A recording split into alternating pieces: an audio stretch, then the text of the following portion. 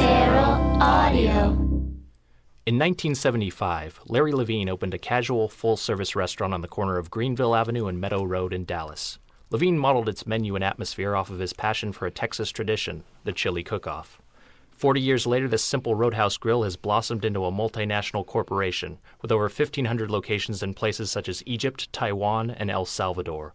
Though purists cry foul, this restaurant chain is most responsible for popularizing Tex-Mex cuisine, introducing dishes such as fajitas and baby back ribs to the masses. Today on Doughboys, we're talking chilies. Louisville, Kentucky, the home of the Louisville Slugger, the setting for the Kentucky Derby, and the corporate headquarters of Yum Brands, the conglomerate that's a titan of the fast food world. Yum Brands is a trio of flagship franchises, KFC, Pizza Hut, and this pseudo-Mexican brand, which currently boasts 6,500 locations. Named for its founder, Glenn Bell, this chain seems to pride itself on a menu that's as low in price as it is in nutritional value. This week on Doughboys, Nosotros queremos Taco Bell. All I Have to Do Is Dream by the Everly Brothers topped the charts. Alfred Hitchcock's Vertigo was king of the box office. And brothers Jerry Lappin and Al Lappin Jr. opened a breakfast-oriented diner in Toluca Lake, California. The year was 1958. The brothers located their restaurant across the street from another soon-to-be household name, Bob's Big Boy, hoping to cash in on its overflow. They subsequently rode the gravy train, or should we say, syrup train, to become a billion-dollar company with over 1,500 locations as of 2015. This week on Doughboys, we're going international. International House of Pancakes, that is, though these days, it's just IHOP. 1980s, nothing was bigger in America than Australia. The success of the films Crocodile Dundee and Young Einstein, along with musical acts like INXS and Midnight Oil, put the formal penal colony at the forefront of the American consciousness. In 1988, a group of Florida-based restaurateurs saw an opportunity to capitalize on this trend, settling on an Australian theme for their new steakhouse concept. On the back of its aggressively seasoned meats, Aussie-accented marketing, and signature app The Bloomin' Onion, this down-under steakery now boasts nearly 1,000 locations across 5 continents, including Australia. This week on Doughboys, we're talking Outback Steakhouse. 15 men on the dead man's chest, yo-ho-ho and a bottle of rum. So goes the famed passage from Robert Louis Stevenson's Treasure Island, the classic tale of swashbuckling and skullduggery. In 1969, entrepreneur Jim Patterson opened a Cape Cod-style fish and chips restaurant in Lexington, Kentucky, pilfering its name from the famed antagonist of Stevenson's pirate novel. Over the next few decades, the fortunes of Patterson's fried seafood chain went up and down like a schooner in the choppy waves of the Caribbean, first expanding to over 1,000 locations, then retreating into bankruptcy in 1998, before being rescued at sea by fast food juggernaut Yum Brands in 2002, who subsequently sold it off like a plundered barrel of rum in 2011. Yet, like its peg-leg namesake, this battle-scarred franchise still sails on. This week on Doughboys, hear the scurvy tale of Long John Silver's. Oh my God. 1938, Congress passed the Fair Labor Standards Act, a cornerstone of FDR's New Deal. The bill formally instituted the 40-hour workweek, nationalizing the concept of the weekend. The next decade saw the emergence of the expression, "Thank God It's Friday," or TGIF, an acronym later appropriated by musical artists like R. Kelly and Katy Perry, by ABC to promote its family-oriented TV lineup, and most enduringly, by this week's chain. Its founder, Alan Stillman, opened his first bar and restaurant in Manhattan in 1965, and while you may know it for its sugary cocktails and deep-fried appetizers, back then it was a hip, swinging singles bar, pioneering concepts like Ladies' Night and the Velvet Rope. 40 years later, it's a place for the whole family with nearly 1,000 franchises in 60 countries. Whatever day you're listening to this episode of Doughboys, right now, it's Friday. TGI Fridays. 5,000 years before Christ, Mesoamerican tribes began cultivating chili peppers, using them for food, medicine, religious rituals, and even chemical warfare. Smoking was later employed as a preservation method, and the distinctively flavored smoked chilies became a staple of Latin cuisine. Fast forward to 1993 AD, when a culinary school graduate and line cook named Steve Ells opened a taqueria not far from the University of Denver, giving it the same name as the smoke-dried jalapeno pioneered by the Aztecs. Customers responded to the freshness of the ingredients and the ability to customize its hulking burritos and carb-conscious bowls. By 2014, this single location had become 1,700 company-owned restaurants across North America and Europe. This week on Doughboys, guacamole is extra because we're talking Chipotle. 3 syllables that together form a Japanese word derived from merging the kanji characters for beautiful and taste. This fifth flavor, added to the traditional array of sweet, sour, bitter, and salty and found in foods like soy and tuna, was first discovered in Japan back in the early 20th century and eventually traveled across the ocean and into the American consciousness. And so, in 2009, a Los Angeles wine merchant named Adam Fleischman opened a new burger restaurant in the city's La Brea neighborhood. Featuring a signature burger that amplifies the natural umami in ingredients like beef, parmesan, and mushrooms, the joint became a local hit, and 6 years later has expanded into a chain with 24 locations across 4 states. Is this upstart SoCal creation on its way to becoming the next California pizza kitchen? Or is it just a trend fated to be memorialized on an I Love the 2010s style nostalgia show? This week on Doughboys, Umami Burger. In the U.S., the Mason-Dixon line divides the country into the once warring regions of North and South. But though certainly the most culturally significant, it's not the only demarcating border in the loose federation of independent states that is America. In 1941, Carl and Margaret Karcher opened a hot dog cart in Anaheim, California. Their success led to a restaurant, Carl's Drive-In Barbecue, that was followed by a smaller version named Carl's Jr. Meanwhile, in 1960 in Greenville, North Carolina, Wilbur Hardy opened a burger joint of his own, though he gave it his last name instead of his first. These two restaurants grew independently in their respective regions, west and east of the Mississippi, before finally merging in 1997 to become the 6th largest chain in America. Though they now share a menu, marketing, and corporate leadership, both brands continue to exist, with Carl Karcher's legacy occupying one side of the country and Wilbur Hardy's the other. This week on Doughboys, Carl's Jr. and Hardee's. The game of dominoes was invented during China's Song dynasty and first came to prominence in Italy during the 18th century. 200 years later, in 1960, Michigan brothers Tom and James Monahan purchased a pizzeria named Dominick's, using their VW Beetle to make deliveries. Tom bought out his brother, 2 more locations soon followed, and the burgeoning chain was renamed after the strategic tile game that was popularized in the birthplace of pizza. Cut to present day. Tom Monahan has sold his stake for $1 billion to Bain Capital, and while his creation may be second to Pizza Hut in terms of U.S. locations, it's the #1 pizza chain worldwide, with nearly 1,000 restaurants in India alone. They recently shortened their name as if to take the advice of Sean Parker and The Social Network. Drop the pizza. It's cleaner. If you order delivery from them right now, it should arrive by the midpoint of this episode, because this week on Doughboys, we're talking Domino's. In 1970, David G. Nancaro opened his Hickory Chip restaurant in the Northern California city of Santa Clara, giving it his last name, minus the first syllable. One location grew into many, and for decades, the diner-style chain flourished in the western United States, becoming known for its breakfast, prime rib, and pies. In fact, in the 1990s, the magazine Consumer Reports rated it as the best chain restaurant in America. But much like the publication that once praised it, the company failed to evolve with the times, and its market position gradually eroded into irrelevance.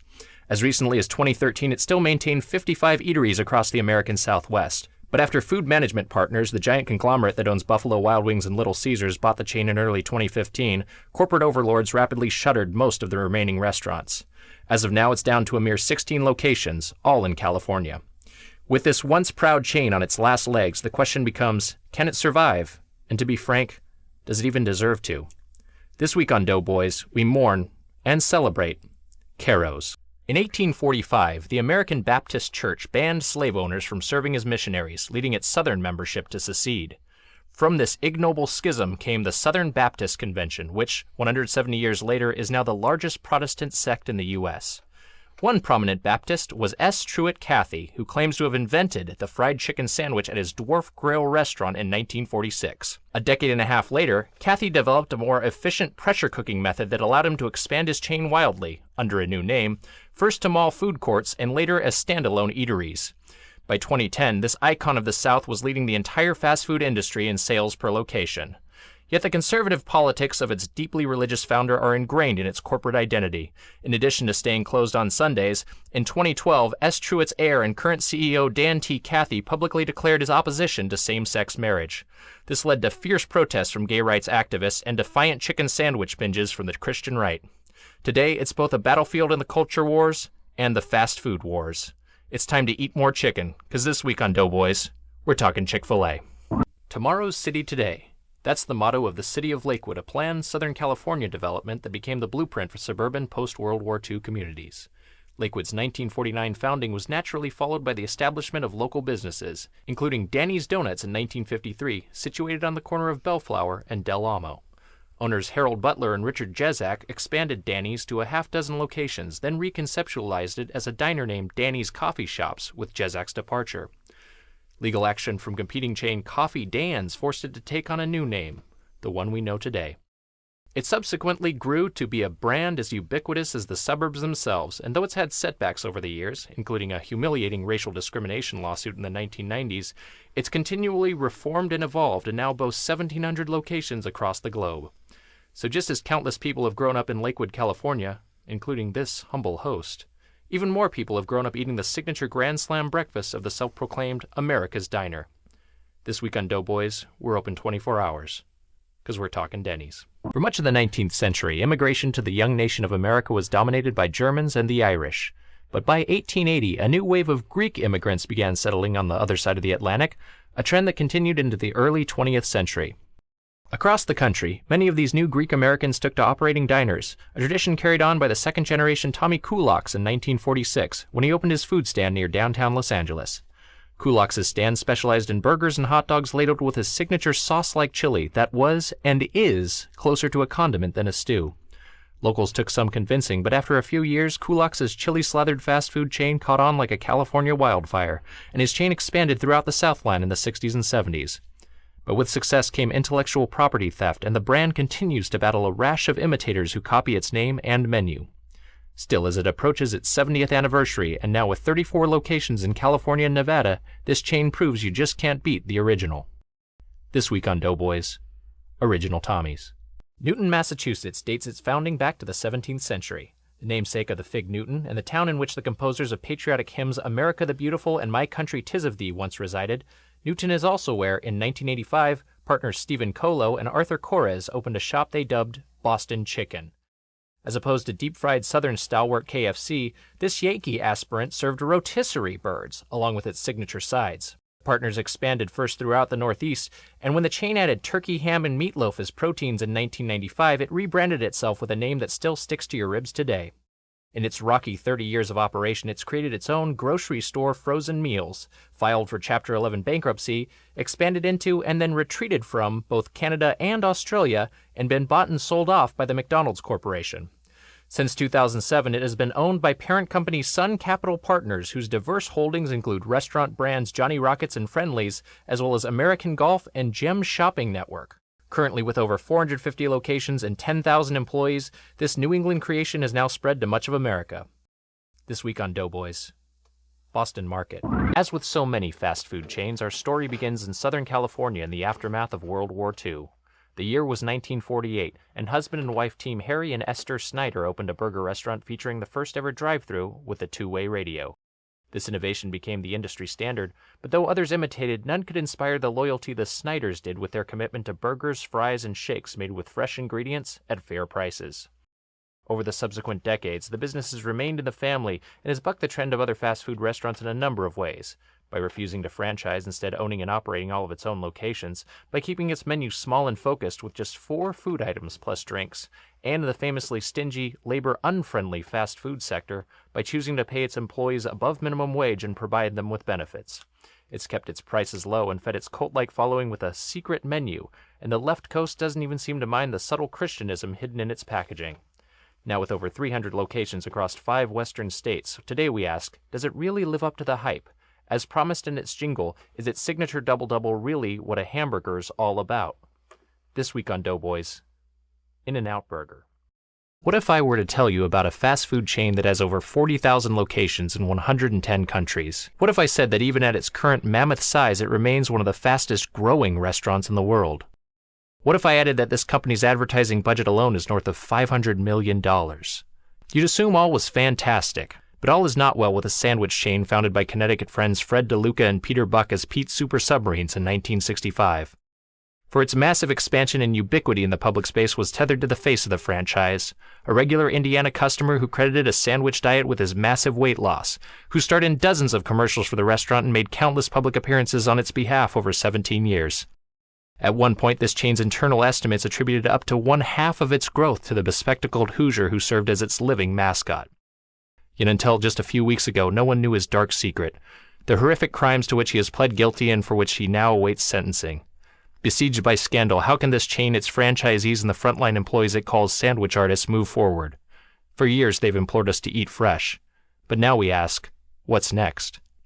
This week on Doughboys, Subway.